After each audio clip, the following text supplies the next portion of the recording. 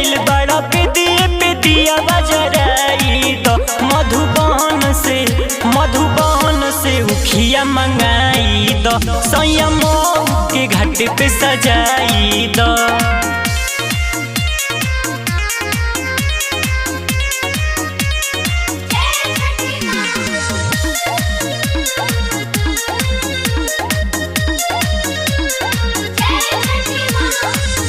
पिया भीटी चौक से लीहा कुसिया पियरिया।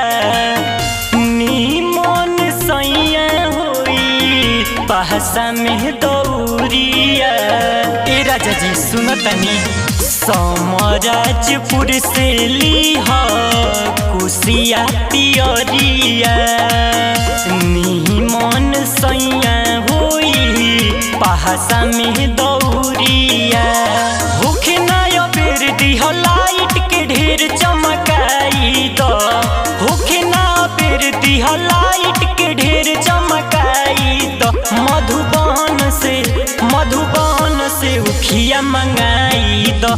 सैया मऊ के घाट पे सजाई दो।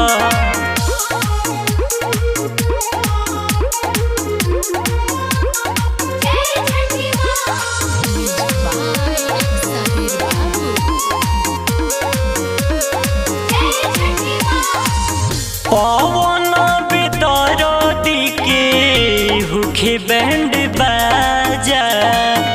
पनवा के पतवा पे नारियल ताजा ताजा।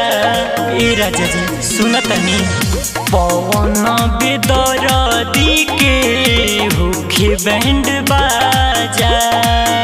पनवा के पतवा पे नारियल ताजा ताजा। पंकज सुतोष मनवा के ललसा पुराई दो। सुलोचना सुतोष मनवा के ललसा पुराई दो। मधुबन से उखिया मंगाई दो। सैया मऊ के घाट पे सजाई दो।